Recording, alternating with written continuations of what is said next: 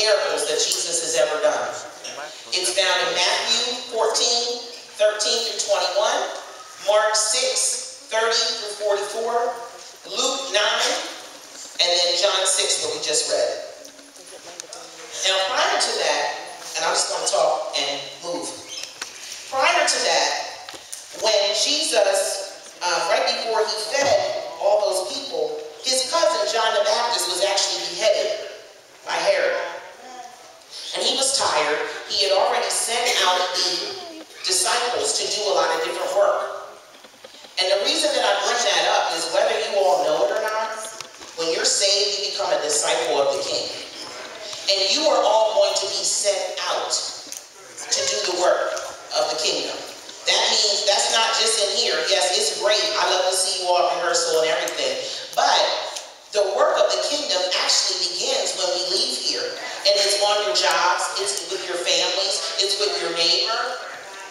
So today we want to talk about being prepared. We're coming to a time where we may or may not always be able to get back here every week.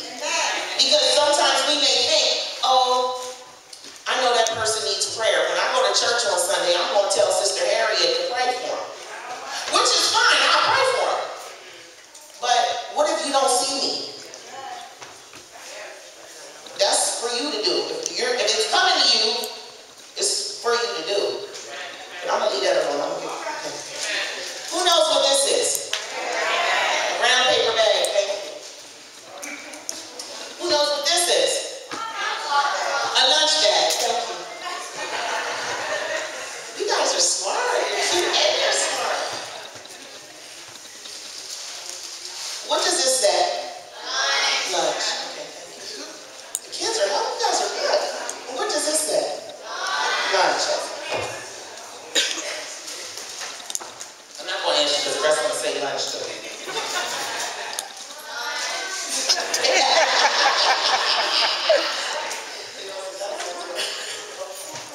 So yeah, I set those out because we have a little bit to talk about with those. When I read this story initially, and I read all the different gospels of the versions of the feeding of the 5,000, the thing that stuck out to me, I thought was really interesting. Number one, that even though Jesus was tired, he was trying to grieve his cousin, he still had compassion on the people and he fed them. And he was teaching them. It says in the, I think it's Matthew, that version says that the Lord had compassion on the people and he taught them a great many things.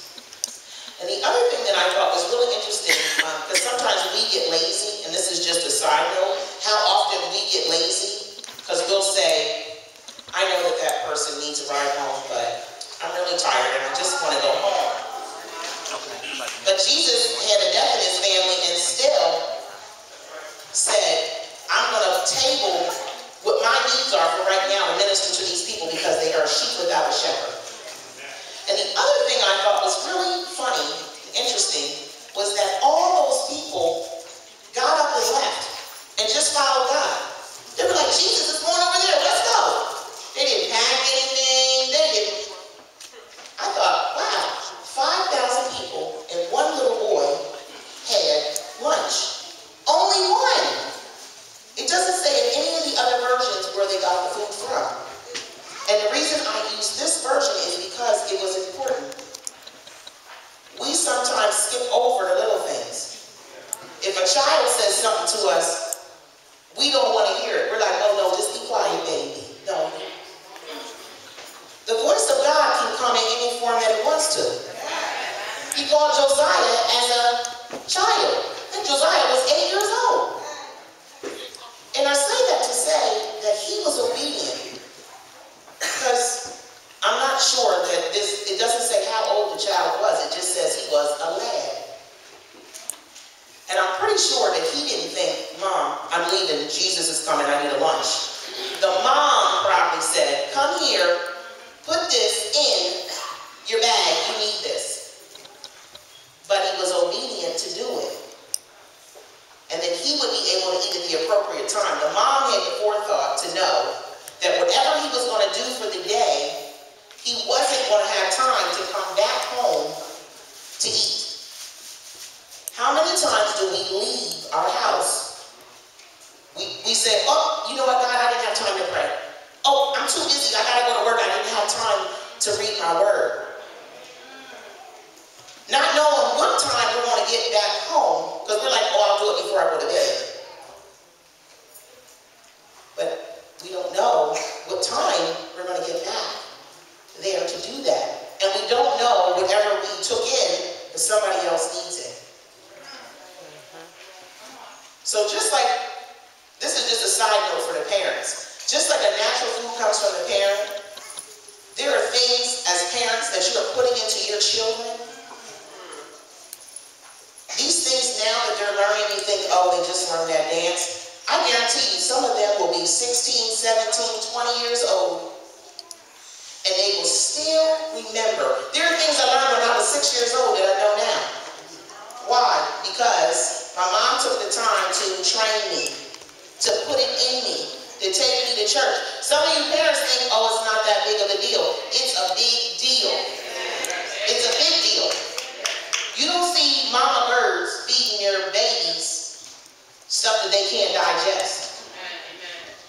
They give them what they can digest and teach them to fly on their own. Parents, that is what we're charged with. Just like how God feeds us, we're supposed to feed them.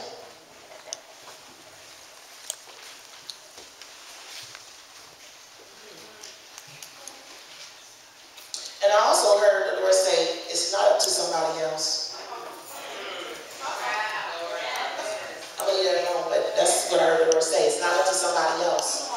So whether you are biologically a mother or a father, if you have children in your midst, you're still charged with training them, teaching them, nurturing them. I don't have any biological children of my own, but I have 4 godsons. And I understand that I am charged with every time that I interact with them to pour the truth of God into them. And they don't care about what you're talking about, they care about what you live